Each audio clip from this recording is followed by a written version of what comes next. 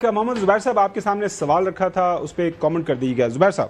جی پہلے تو دیکھیں حسن ایوب نے جو بات کی ہے نا، آئی اپریشیٹ کہ انہوں نے بات تو سچ کی ہے، اور اب بہت سے لوگ ہیں جو کہ بالکل سچ بات کرتے ہیں، لیکن اس سچ بات میں وہ رائٹ اور رانگ کے بیسس پر نہیں کرتے، لیگل اور انلیگل کے بیسس پر نہیں کرتے، آئین کیا کہتے ہیں اس پر نہیں کرتے، دھونس پر اور زبردستی کے بیسس پر بات کرتے کہ ہم نہیں چھوڑنا چاہتے تھے اعجاز چودھری کو. آئین یہ کہتا ہے، آئین میں کوئی سوابدید نہیں ہے چیف منسٹر کے پاس، ایک دفعہ پروڈکشن آرڈر ایشو ہو جائیں، کہیں بھی نہیں لکھا ہوا کہ چیف منسٹر ول ڈیسائیڈ کہ جی اس کو کیا ہے. اور جو 9 مئی کا ہے تو پھر پروڈکشن آرڈر ایشو کرنے والے سے سوال پوچھنا چاہیے کہ آپ نے کیوں کیا ہے. سو بات یہ ہے کہ اگر تو ہم بات کر رہے ہیں رائٹ اینڈ رانگ کی تو میں یہاں بیٹھ کے بات کر سکتا ہوں، لیکن اس کی تو کوئی بات جواب ہی نہیں دے سکتے نا کہ جی اگر کوئی اینکر بات بیٹھ کے کہتا ہے کہ جی دیکھیں ایسا ہی چلے گا، ایسے ہی چلے گا تو پھر تو کچھ بھی نہیں بات ہو سکتی.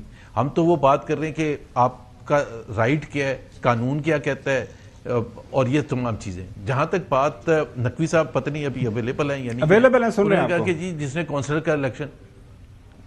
کا الیکشن شاہزیب خانزادہ نے لڑا ہے، طلعت حسین نے لڑا ہے، سلیم صافی نے لڑا ہے، آسمہ شیرازی نے لڑا ہے. سب باتیں کرتے ہیں بیٹھ کے، سب اپنی رائے دیتے ہیں، سب انٹرپریٹیشن کرتے ہیں، سب ایک پارٹی کی طرف جھکاؤ ہوتا ہے ان کا. ان کے اوپر تو کوئی سوال نہیں اٹھاتا کہ جی آپ کس حیثیت سے بیٹھے. جی دوسری بات یہ کہ میں کسی کی فیور سے نہیں آتا. مجھے خاور گھمن یہاں بیٹھے مجھے پوچھ لیں کہ میں نے کبھی خاور گھمن کو کہا ہو یا چودھری غلام حسین کو مجھے یا حسن ایوب کو. میرے ساتھ تو تعلق بھی ہے پھر بھی کبھی نہیں کہا یہ بات. میں بھی مطلب ٹیلیویژن کے بات میں ایڈمٹ کرتا ہوں کہ میرا محمد زبیر صاحب کے ساتھ بہت زیادہ تعلق ہے، لیکن کبھی بھی انہوں نے مجھے نہ کہا کہ یار میں آپ کے شو میں یا کبھی خبر سے اس طرح کی بات کریں. Never never never never. دیکھیں ایک چیز بڑی واضح ہے، میں محمد زبیر صاحب دیکھیں تھوڑا بہت جو ایکسپیرینس ملک کے اندر ملک کے باہر ہم نے تھوڑی بہت پڑھائی کی ہے، یہ چک ماری ہے. کوئی بھی شخص اپنے آپ کو جب پبلک سروس کے لیے آفر کر دیتا ہے، وہ کسی بھی پوزیشن میں، وہ اس گورنمنٹ کی وہ سرکار کا ملازم بن جاتا ہے، وہ گریڈ 7 کا 11 کا 15 کا 16 کا، وہ گورنر ہے، وہ چیف منسٹر ہے، وہ ایم این اے ہے، ایم پی اے ہے، تو میرا اور آپ کا حق ہے ان سے بات کرنا، ان سے پوچھنا، ان سے ان کے تجربے سے سیکھنا، ان سے رائے لینا. ان کا حق ہے، ان کے پاس آئین حق دیتا ہے کسی ایشو کے اوپر وہ رائے دیں، غلط کہیں، صحیح کریں. لہٰذا لیٹس بی فیئر. دوسری بات یہ ہے کہ دیکھیں نقوی صاحب بہت پاورفل آدمی ہیں، وہ ایک آئین میں ترمیم بھی کر دے کہ جس نے کونسلر کا الیکشن نہیں لڑا وہ ٹی وی پر آنا اس کے لیے نہیں ہے. جیسے سوشل میڈیا پر اور الیکٹرانک میڈیا پر اتنی قطغن لگا رہے ہیں، اس پر بھی لگا دیں کہ جس نے کونسلر کا الیکشن، لیکن اسے بہت سے دوسرے بھی اڑ جائیں گے. چلیں زبیر صاحب یہ سوال جو چوئی صاحب نے کیا ہے کہ کیا آئندہ، میں نقوی صاحب آپ کے پاس آ رہا ہوں، آئندہ جو چوئی صاحب نے سوال کیا ہے کہ یہ اتنے زیادہ ہمارے پاس بیگج کافی زیادہ ہے سیاسی لڑائی کا، ہر طرف سے غلط کام ہوئے ہیں، یہ it's part of the racket. آگے بڑھنا ہے تو آگے بڑھنے کے لیے تو کیا ہوگا، کیا کریں گے، ماحول کس طرح بہتر ہوگا، یہ سوال چوئی صاحب نے دی. دیکھیں پہلی بات تو یہ ہے کہ میں اپنے پی ٹی آئی کے دوستوں کو بھی یہ کہتا ہوں، اور آج نہیں 2 سال سے یہ بات کر رہا ہوں کہ اگر پی ٹی آئی یہ سمجھ رہی ہے کہ جی ابھی کو تختہ ہو جائے گا اس حکومت کا، تو نہیں ہونے والا.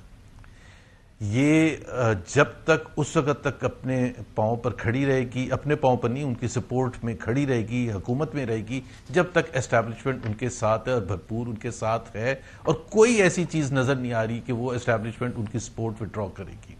2002 سے لے کے 2007 تک کیو لیگ نے حکومت کی تھی، باوجود اس کے کہ پیپلز پارٹی اور پی ایم ایل این سب سے زیادہ اسٹرانگ پولیٹیکل پارٹیز تھی، اس میں کوئی شک نہیں ہے.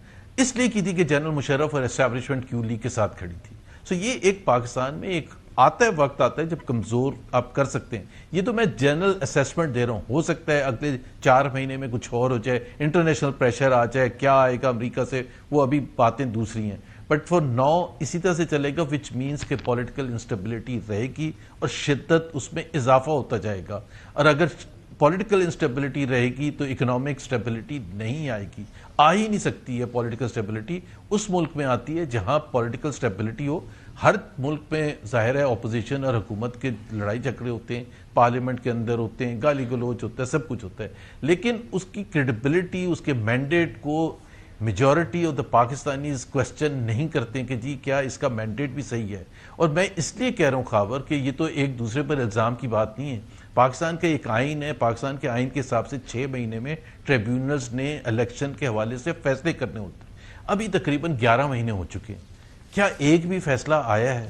کیا ہم آگے بڑھ رہے ہیں اس میں؟ آ چکے ہیں فیصلے، بلکہ اگر کچھ ہوا ہے محمد زبیر صاحب، کچھ فیصلے آ چکے ہیں اور اس میں کچھ پٹیشن جو ہے وہ ریجیکٹ ہو چکی ہیں، ایسی بات نہیں ہے. اور دوسری بات ہے کہ جو آپ بات کر رہے تھے، ڈونلڈ ٹرمپ صاحب نے انویٹیشن بھیج دی ہے جی ان کی ووٹ پر، جو بھٹو صاحب جا رہے ہیں 80 ڈیز کے اندر وہ ہونا ہوتا ہے. ابھی آفیشیلی انہوں نے نہیں کیا، وہ آ جاتا ہے، وہ بالکل سٹوری شیئر کریں گے.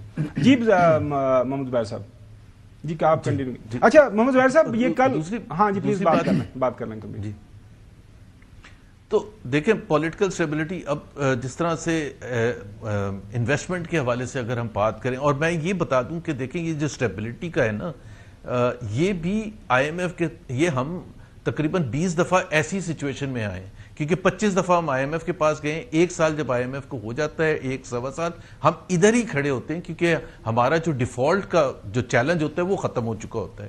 لیکن اس کا مطلب یہ نہیں ہوتا کہ عوام کو فوائد حاصل ہونے شروع ہو گئے ہیں.